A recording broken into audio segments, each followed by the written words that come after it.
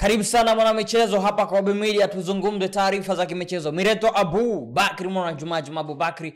Niko na Ernest Singano. Kubwa zaidi ni kurejea kwa ligi kuu ya NBC Tanzania Bara, ambapo hapo jana ulikuwa ni mchezo wa ngao ya jamii kati ya Simba Sports Club dhidi ya Dar es Salaam Young Africans. Dakika 90 zikatamatika kwa Young Africans kuendeleza ubabe mbele ya Simba Sports Club kwa msumari mmoja, msumari wa Pacome Zouzoua, na kupeleka kilio kwenye mitaa ya Msimbazi, ambapo Young Africans ndio mabingwa wa ngao ya jamii kwa mwaka huu wa 2025, na tayari msimu mpya umefunguliwa wa ligi kuu ya NBC Tanzania Bara, au sio? Tutajadili na tutazungumza mengi na matukio yaliyotokea siku ya jana, lakini jambo ambalo linajadiliwa kwa sana ni ile offside, ile goli la Pacome Zouzoua, wengi wao wakitafsiri kama offside. Tutakuja kuzungumza hapa kindaki ndani kabisa, tuchimbe. Niko na mchambuzi wangu hapa. Je, ni kweli ilikuwa ni offside ama ilikuwa ni clear goal? Ernest Singano.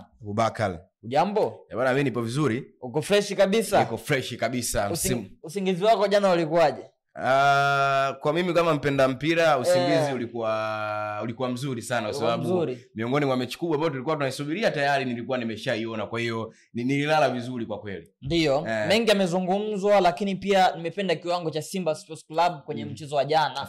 Ukiangalia kwa muda mwingi sana waliutawala mchezo. Japokuwa kwenye eneo la mbele ndio limekuwa eneo zito sana kwa kufinish na kuweza kuhakikisha kwamba wanashindilia msumari, imekuwa ni vigumu sana. Lakini tukiangalia kwa upande wa Young Africans, nafasi chache ambazo walizozitengeneza kadhaa wamezitumia, ikiwemo ile nafasi moja ambayo Pacome Zouzoua ameweka msumari wa moto ndani ya goli la Simba Sports Club. Lawama nyingi zinaenda kwa kocha Fadlu Davis. Dabi yake ya 4 mfululizo anachakazwa, anagaragazwa na watani wake Dar es Salaam Young Africans.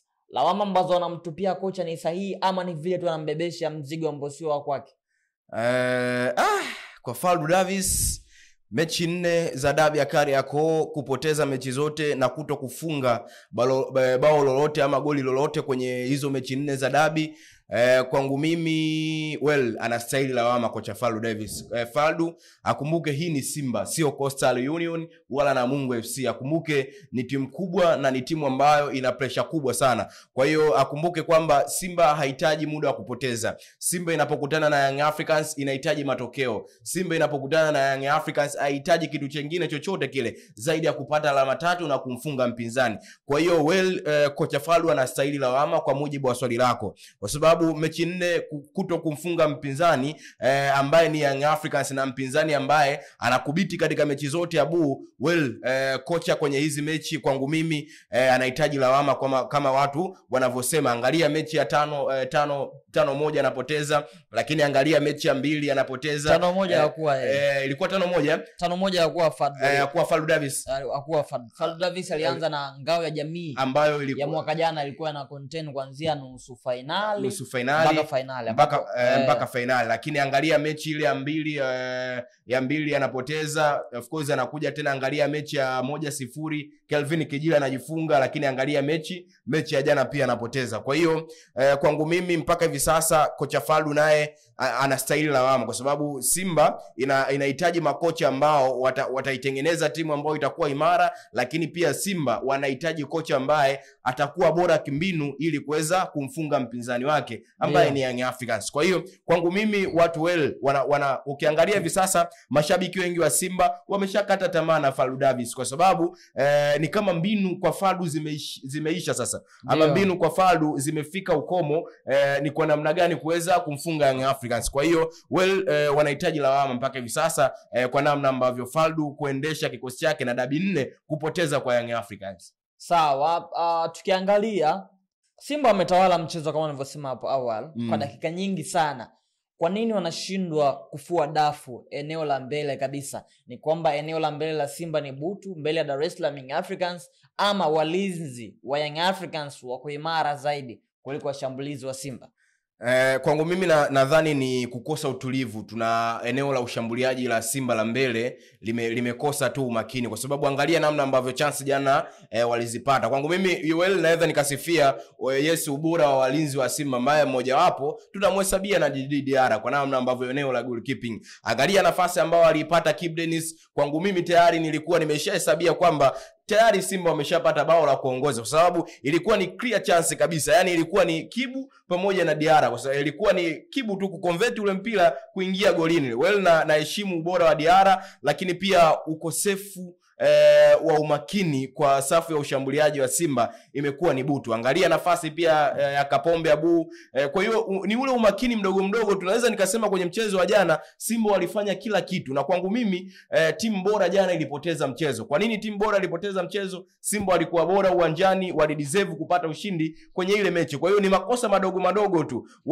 Amekosekana Jonathan Soa kwenye ile mechi. Tunatumia neno ange kwa sababu kwenye Kiswahili kule tumesoma hiyo ni sentence shurutia, kwa sababu tena tunaweka neno ange kwa sababu ni namna ambavyo angefanya hivi, kwa sababu angefanya hivi, kwa sababu ni neno ambalo tayari unajutia wakati limeshapita. Kwa hiyo namna ambavyo Kibu Denis nafasi aliyoipata, lakini angalia nafasi ya Shomari Kapombe, yale yote yalikuwa ni mabao. Kwa hiyo timu bora jana imepoteza mchezo, na Simba walistahili kushinda ule mchezo. Walifanya kila kitu uwanjani Abu, yani walidominate mpira vizuri. Angalia nafasi ambazo walizipata Young Africans. Young Africans walipata nafasi chache sana, na uliongea mwenyewe, na miongoni mwa nafasi hiyo wakaiconvert kuwa bao. Kwa hiyo utofauti wa Simba na Yanga ndio huo, yani matumizi ya nafasi. Mechi kubwa kama hizi Abu hazihitaji nafasi 3 wala hazihitaji nafasi 4, inahitaji nafasi 1 ili kuconvert kuwa bao, na huo ndio utofauti wa Young Africans na utofauti wa Simba. Kwa hiyo kwangu mimi Simba wanapaswa kujitathmini. Fadu anaweza akawa amefanya kila kitu uwanjani, lakini wachezaji wanaweza akawa wamefanyaje, wamemwangusha uwanjani. Kwa hiyo kwa namna moja ama nyingine tunaweza tukamrudishia lawama Fadu Davis kwamba ni kwa nini umeshindwa kuwafunga Young Africans, na ni kwa nini umeweza kupoteza dabi zote 4 mbele ya mpinzani wako Young Africans. Lakini wanaweza akawa wachezaji ndio wanamwangusha uwanjani. Fadu anaweza akawa amefanya kila kitu, anaweza akawa amefanya asilimia zote 100 kwa wachezaji, na anaweza akawa ametoa mbinu zote kwa wachezaji, lakini pale uwanjani Abu dakika 90 uwanjani ndio zitaamua. Kwa hiyo Fadu hawezi akawa amefanya homework yake nzuri na akawa amekupa mbinu zote mchezaji, ila mwisho wa siku Fadu aingie uwanjani kwenda kucheza mpira. Ni wewe mchezaji ambaye ndio utaingia uwanjani kwenda kucheza mpira. Kwa hiyo kwangu mimi wanapaswa kujitathmini Simba kwa namna ambavyo eneo lao la ushambuliaji.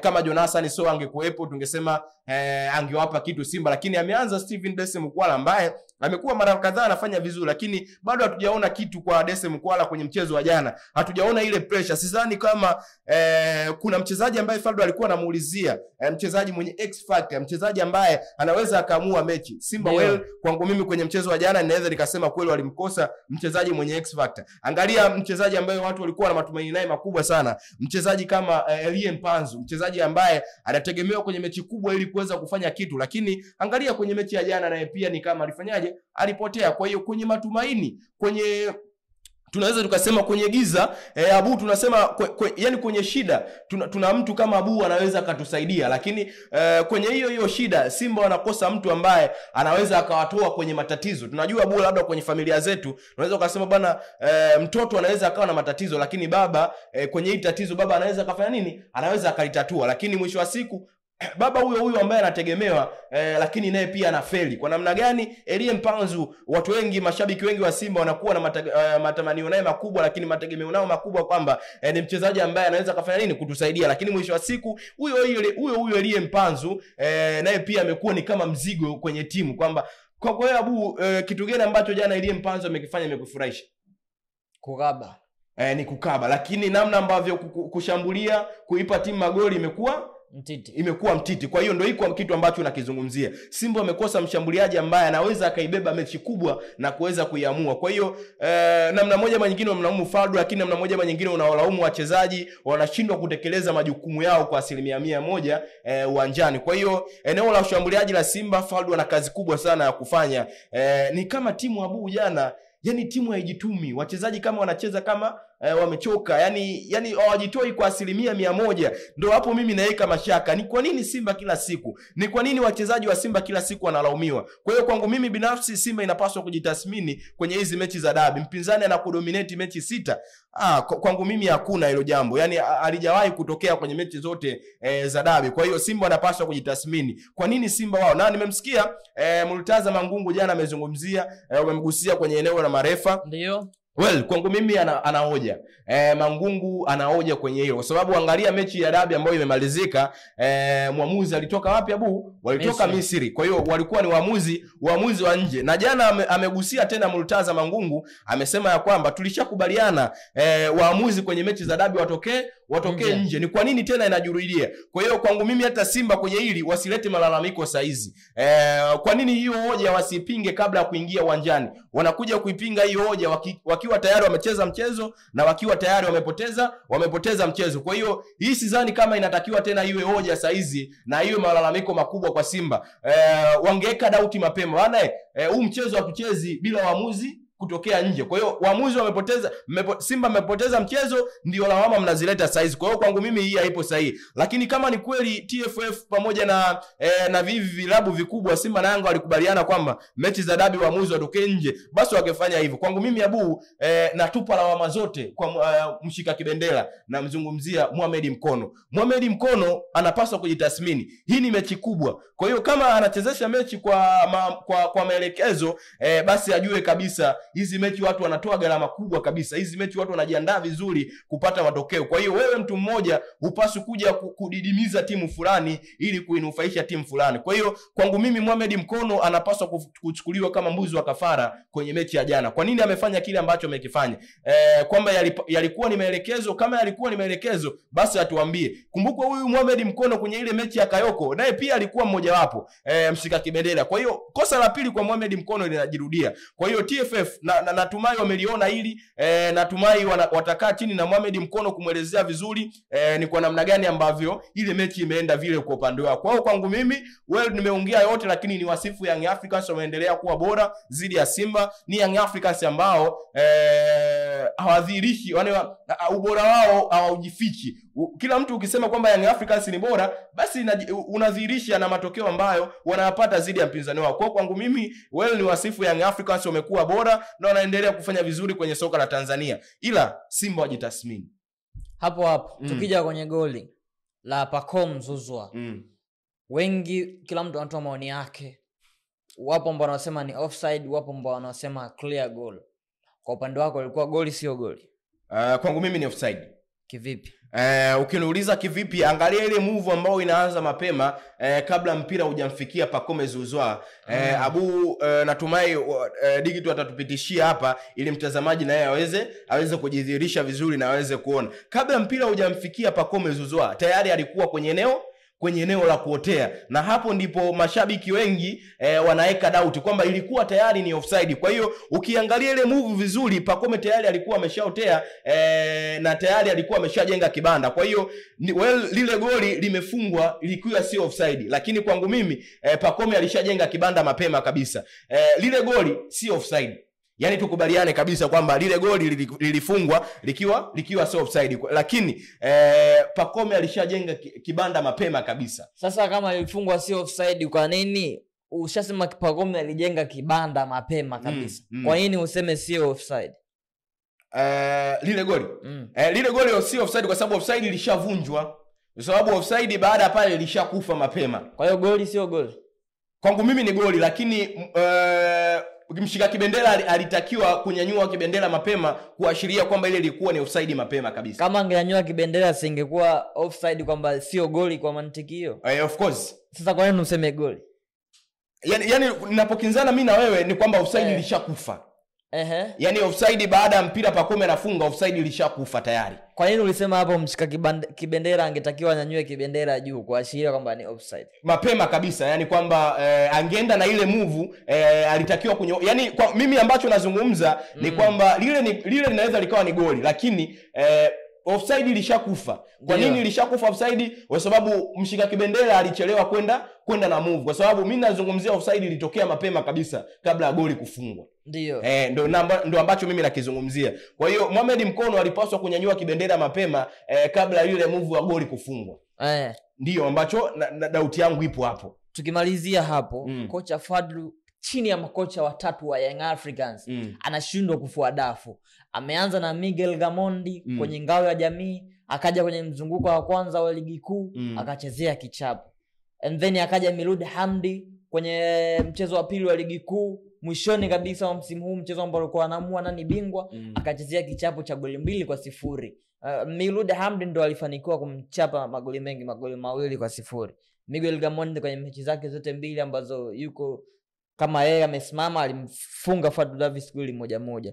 Tunakuja pia kwa kocha mpya Roman, naye pia anakuja kocha mpya pia anamchagaza pia ama anamgaragaza pia kocha Fadlu Davis. Wanasimba wanasema kwamba hawamtaki kocha. Ni sahihi kusema hivyo wanasimba, tukiwa tunamalizia bora tunazungumzia tukiwa tunamaliza kabisa. Ni sahihi wanasimba kusema kwamba hawamtaki kocha ama kocha Fadlu Davis zinakuwa zinamuelemea sana kwa sababu makocha watatu kila kocha amemtembezea kichapo. Ni kweli Abu, na kuelewa na mimi nawaelewa mashabiki wa Simba ni kwa namna gani ambavyo wanaongea hivyo. Abu, kufungwa mara 6 na mpinzani wako si jambo dogo sana. Kufungwa mara 6 inauma haswa kwa mpinzani wako. Kwa hiyo mashabiki wa Simba mimi nawaelewa kwa nini wanamshushia kocha lawama sana. Simba wanahitaji kocha mwingine Abu. Yaani ni muda sasa wa Simba kuingia sokoni kwenda kutafuta kocha mwingine kwa sababu Fadlu huyu alianza msimu akasema kwamba ni msimu wa kujenga timu. Na ameanza msimu, kumbuka kwenye kauli ambayo alitoa kwenye siku ya Simba Day akasema kwamba ni msimu wa mataji. Sasa kama ni msimu wa mataji na taji lako la kwanza linakuwa ni ngao ya jamii alafu unalipoteza, kwa hiyo ni wazi kabisa umefeli. Si ndio hivyo tunakubaliana? Kwa hiyo mashabiki wa Simba wanawaelewa kwamba kocha Fadlu atoshi Simba. Na mimi taarifa ambazo ninazo mpaka hivi sasa za chini ya carpet ni kwamba Fadlu amepewa mechi 3. Sio rasmi na sio rasmi, lakini Fadlu tayari ameingia kikaangoni. Sio rasmi na sio rasmi, narudia tena, lakini Fadlu amekalia kutikavu Simba. Kwamba Simba ni muda sahihi sasa wa kuingia sokoni kwenda kutafuta kocha ambaye ana experience kwenye hizi mechi kubwa za dabi. Na kama Simba watapata kocha mwingine basi utakuwa ni msimu mbovu sana kwa Simba kwa sababu msimu ndo unaanza Abu. Kumbuka msimu ukiwa unaanza ukiwa unavuruga tena timu hasa kumtoa kocha, basi ni wazi kabisa unaweza ukawa na msimu mbaya kabisa. Kwa hiyo Simba wanapaswa kujitathmini. Kama wataanza hivi mwanzo kabisa wakiwa wanaanza tena kubomoa makocha, ni wazi utakuwa ni msimu mbaya. Na tayari Simba wamesafiri kuelekea Botswana Abu, kwenda kuminyana katika mechi za kimataifa. Na lakini Young Africans usiku ule hawana muda wa kupoteza. Kwa hiyo kocha Fadlu atoshi Simba. Burudani hii ni Kawaida Media. Weka maoni yako hapo chini kwa kile ambacho umetazama kutoka kwenye uchambuzi yakinifu, uchambuzi nambari 1 hapa nchini Tanzania. Mireto hapo Bakri Juma Abubakri, Ernest Singano alikuwa pembeni yangu. Bye bye.